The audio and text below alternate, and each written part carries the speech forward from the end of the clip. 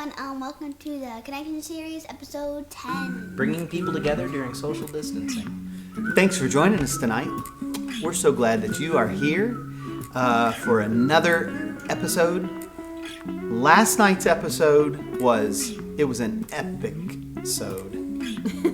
I like it. Morgan and Ella and Nori were so amazing, and Jalen.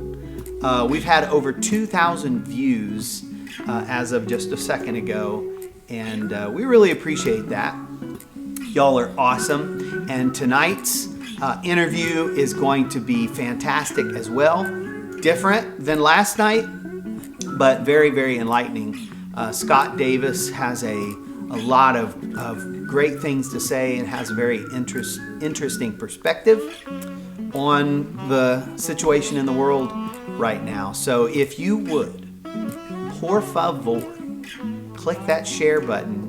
I would appreciate it. Speaking of sharing, hey, make sure to go onto YouTube and subscribe to our YouTube page, The Arrowwoods. Like, share, comment, subscribe. Thank you. And second of all, I have something to share. So during this time, you're stuck indoors, and I had the opportunity to talk to some people the other day, and they were talking about their teacher was trying to inspire them during this time, and they said that what was his name? Isaac Newton. Isaac Newton. He, if you don't know who he is, he discovered a lot of the laws. Google it. He discovered a lot of the laws of physics, but it's like of motion and things like, opposites attract, and those kinds of things. He wrote a book about love. He did. The 5 Love Languages by Isaac Newton. And you're stupid. I did not know that. But they were saying when he came up with that, it was during a quarantine. He was stuck at home, and they said it was one of the most productive times of his entire career. Interesting. He was actually in college, and all the schools shut down, and they said you have to go home. So everybody went home, but during that time, everyone was farming. And so Isaac Newton's father and family, they were also farmers. But Isaac Newton was a horrible farmer. Can't be good at everything. And so somebody had given him some notebooks, which wasn't an easy commodity to come by at that time. And he filled up his notebooks. He legit would sit under a tree. That's why they make jokes about the apple falling. That's not necessarily a true story. It's something that they made up. But he wrote in those notebooks all during this quarantine, and all of the laws of motion, talk about law of gravity, all that stuff was in those notebooks. And into the story, he threw them in a closet, and it was years later, somebody was talking about something, and he said, I wrote about that. And they were like, really? And so he went and he pulled out those notebooks, and that's where we got that today. But it was kind of interesting because it was definitely a quarantine exactly like this. All the college students had to go home. So it's kind of interesting. So it's cool. Interesting. The teacher was saying, what kind of things can you go home? Now gravity, has already been discovered, so that's taken. But so what other kinds of things? All you can need discover? is a couple of notebooks and a pen and an apple tree. A tree. And a new brain. Just go set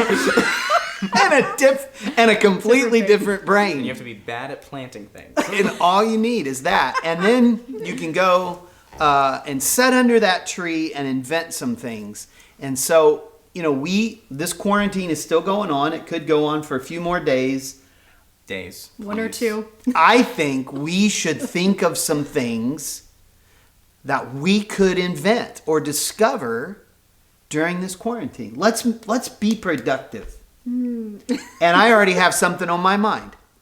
Do you remember the old Star Trek? It's Trek. For all those Star Trek fans out there, it's Trek, not track. That is a sport. Trek is a kind of bike. Star Trek. Oh, it It's is, isn't Star Trek for all those normal people. I ran Star Trek back in high school. I was the best. Hyperspeed. Okay, anyway. One gold every On Star, whatever you want to call it, Trek, track, tomato, potato. Tomato. Okay? Pineapple. They used to go, they would be like chugging along at normal speed, and then they would be like, hey, Scotty, fire up those warp engines. And they would full speed ahead, and instantly the stars would go, and they would go so fast. Think about the possibilities of that if we could go into warp speed. That'd be cool. Can you invent that at home? I don't know. Is that something you can cook up? Somebody come up with that. Cook it up in your kitchen. Somebody come up with that. I think that would be... I think all the moms with the little kids at home feel like their kid has already invented warp speed. What? Because their mothers are warping them during all of this... Warp. No. Boy, these kids are warped. That's not what I was What do you mean by warp? They're running all over the place. Oh, they're warping. They're warping around. No warping in church. Stop that warping, kid. What have I told you? You're going to warp right into a door. Okay, also on Star Trek was the little... no, not the communication devices. The teleportation. Beam me up, Scotty. And all that and whatnot. What would be really cool is if you said that and then you were gone all of a sudden. That would be so cool. Okay, another thing that I think needs to be invented. Well, the idea is already invented.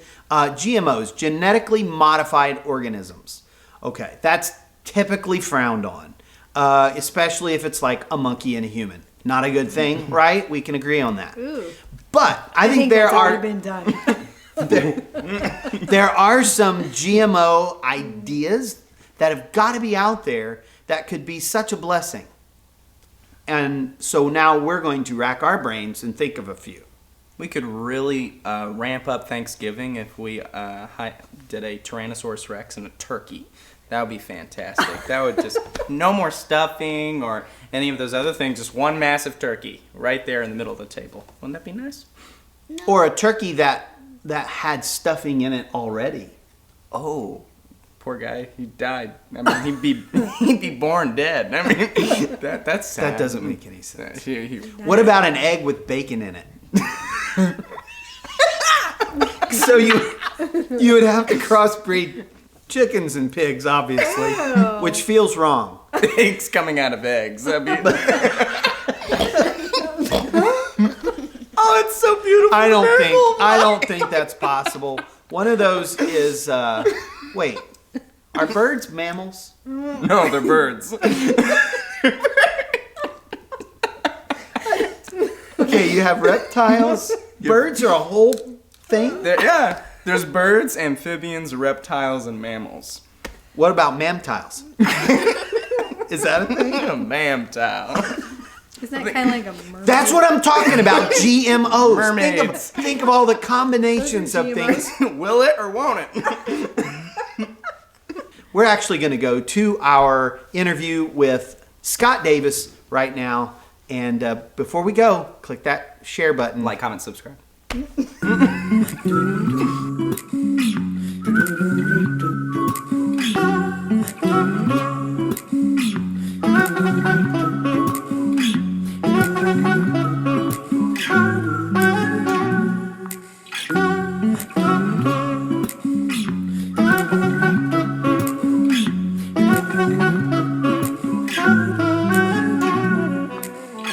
It is my honor this evening to have Officer Scott Davis on our program.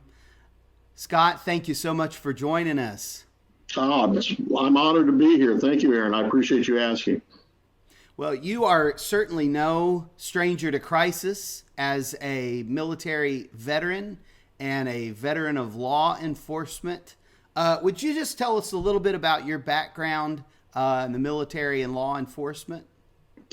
Well, I've served in the United States Coast Guard. When I left that, I started in 1987 as a dispatcher in Jennings County Sheriff's Office. Since then, I worked for the North Vernon Police Department, the Indiana State Police, the Gibson County Sheriff's Department, back to North Vernon Police Department, Jennings County Sheriff's Department again as a deputy sheriff and detective. Then I went to work for the Indiana Attorney General's office as investigator. and at the same time still started working then with Jackson County Sheriff's Department. So total in law enforcement years, we're pushing 30 years in police work. And it's been an interesting 30 years. I watch the news, and it's frankly quite terrifying. One expert says one thing, another expert says something completely contradictory. What would you say to people that are struggling with fear? Well, let me say it like this. I work in a line of work to where you have to work off facts, legitimate facts, and you can't assume anything. You can't operate in life assuming things happen. We don't assume that Christ died and rose from the grave. We know it. There were witnesses. You have to take the facts, figure in the fear, make your decision, push the fear aside, and move on. If you're sick, if you have a pre-existing condition, or you're afraid, by all means, stay home. That's your right. It seems like there's been a lot of insanity. Churches not allowed to congregate, businesses being shut down. What's your take on that from a law enforcement perspective? I think when this is said and done, a lot of people are going to have a lot of lawsuits, and a lot of taxpayers are going to be handing out a lot of money because a lot of people violated people's rights. I worked with two judges who made it crystal clear, and not either way. One was a Republican and one was a Democrat, but I learned a valuable lesson that the constitutional rights of the people that you are serving is paramount. And I think we've lost sight of that. And the recent ruling in Kansas of the federal judge where they were targeting religious meetings, targeting church. If your car was parked in this parking lot, we copied down your license plate numbers. But if your car was parked in the parking lot next door at the grocery store, that was all good. That really bothers me.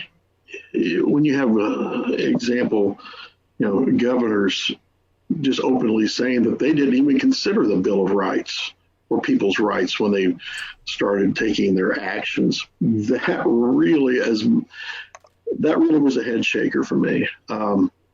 It's a disturbing trend, and I'm glad to see that some people are stepping up and holding these people's feet to the fire. Without the Constitution, what do we have here in America? Chaos, absolute chaos. You have draconian measures. Then they start going in and arresting people in the synagogue. 15 people in the synagogue were arrested and charged for congregating. This is the type of thing that, if you compare it to history, and that's what bothers me the most, that apparently we haven't, in general, history must not be being taught very well because we are so happy to revisit it and be stunned by what we see. Well, you shouldn't be stunned because it's happened in the past. The state of Virginia is a very scary situation now. You institute policies where people can't assemble to protest, and then you start passing laws where they don't have the opportunity to voice their opinion in mass gatherings. It's a very sneaky situation. Now, I'm a firm believer that everything swings back the other way, and I was glad to see Jim Lucas talk about implementing or at least introducing legislation to require the governor to call the legislators back into session 7 days after declaring an emergency, because right now we don't have anybody in Congress, we don't have anybody in the Indiana State House who's our elected officials locally in there going to bat for us.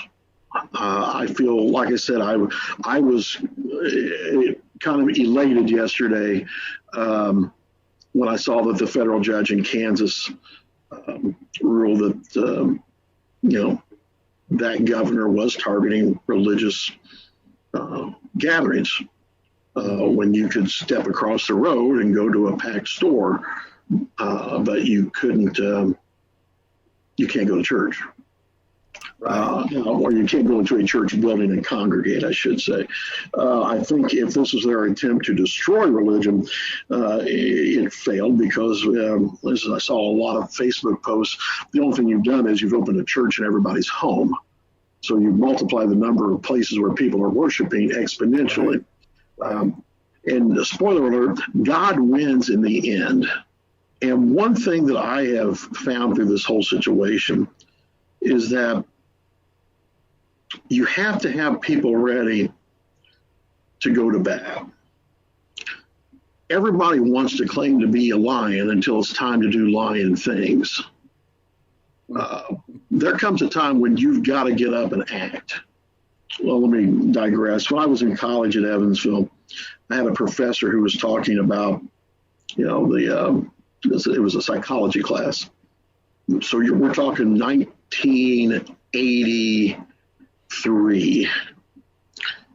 And she said at that time that, or asked at that time, if the American Revolution were today, would anybody step up like they did then? There would be, and you're seeing it. But the people who I thought would have been at the front of the line are content to live in fear and live in the darkness. And, there's so many Bible verses about being in the dark. Well, like I said, if you're sick, if you're scared, if you have a condition, hey, I have 2 people in my family that have asthma. We're taking measures, we're taking precautions, but we're also not living in fear. Yeah. They've been around me for 30 years. I don't have the option to live in fear. Now, there's things that you can be afraid of, but once you make a plan on what you're going to do, now whether that's a plan that you have to make on the spur of the moment or one that you can plan out in advance, you take the facts, you take your fears, you set your plan of action, and you move forward and you push your fears aside. If you live in fear, then you're choosing to live in darkness. And if you live in darkness, you're going to be afraid of your shadow even when the sun comes back out. I really like what you're saying, that it is my constitutional right to leave my house, go to the store, or go to church if I want to. It's also my constitutional right to stay home and to keep my children home if I feel like that's best for me. And that's the thing that I see so many people just go off the deep end about that. Look, I'm all for, I'll be the first one to protect your right to stay home, hunker down, and do what you think is best. Mm-hmm. But I expect you to respect my rights not to do it. If you don't want me to come around because you think you're going to get sick, hey, totally understand. Yeah. God bless you. I'll pray for you. But I feel like people who want to go, and this is the thing that gets me the most, people who want to go to work can't. My dad was in Korea, and he wrote a book that basically just went out to the family members that my sister put together. And he goes, the title was, I Won't Stand in Line Again. And it was after having served in Korea. And everything was hurry up and wait and stand in line. And I went to this one business and there were people standing in line waiting to get in. Now, the people, for those of you who think socialism is a great idea, you've gotten a really good look at it.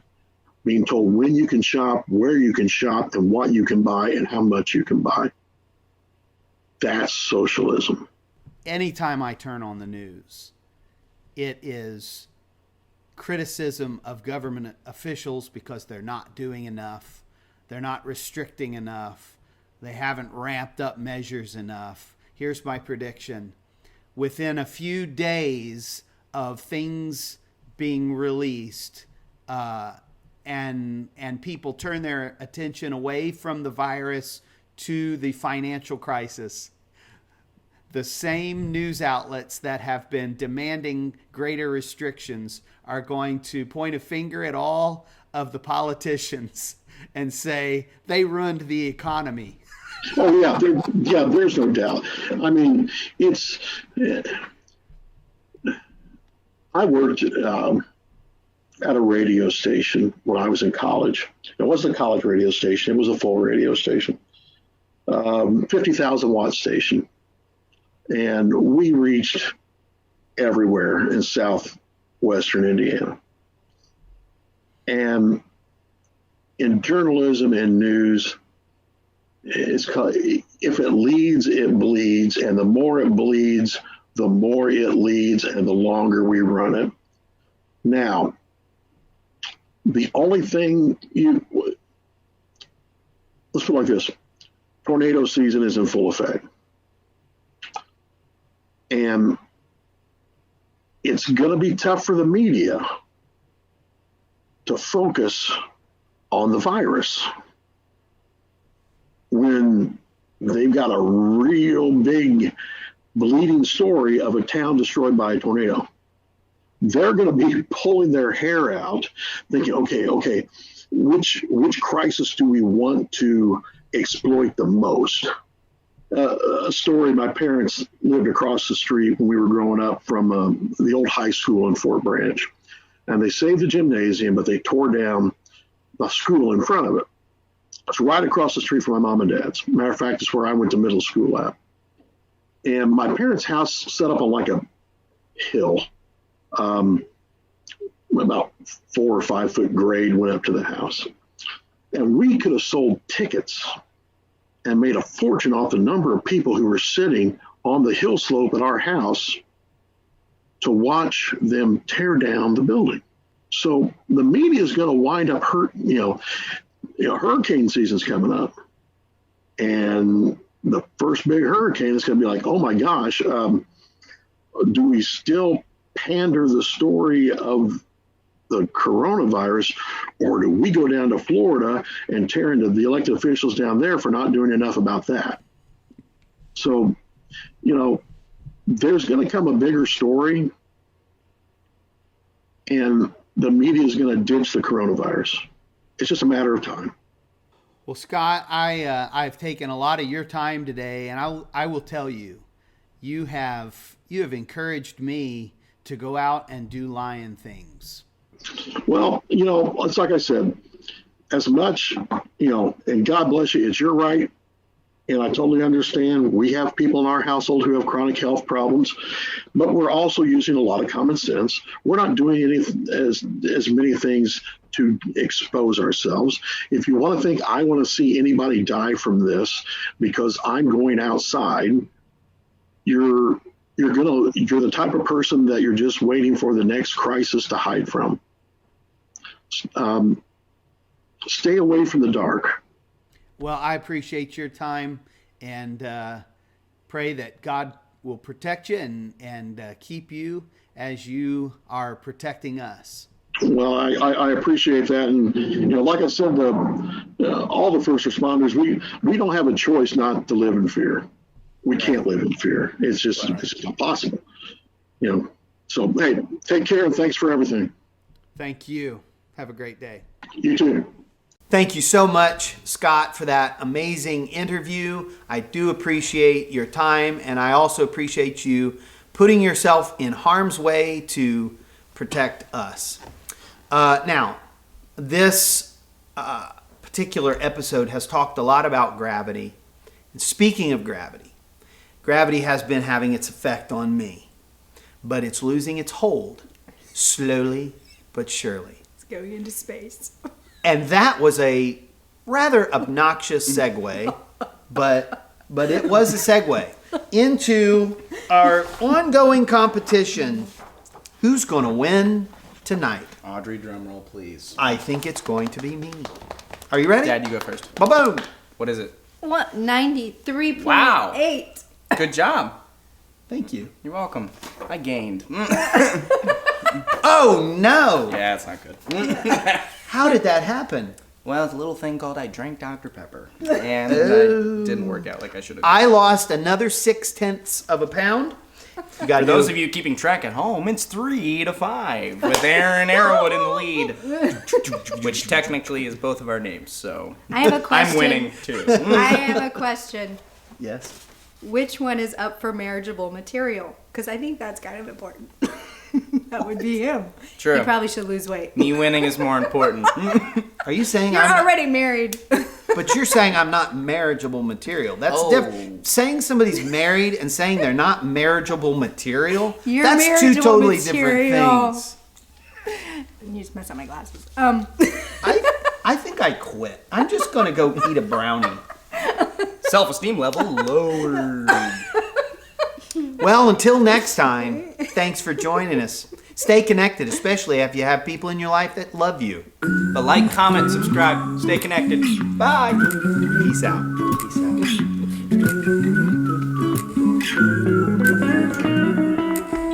Oh, yeah. Yeah. So scared. Smile.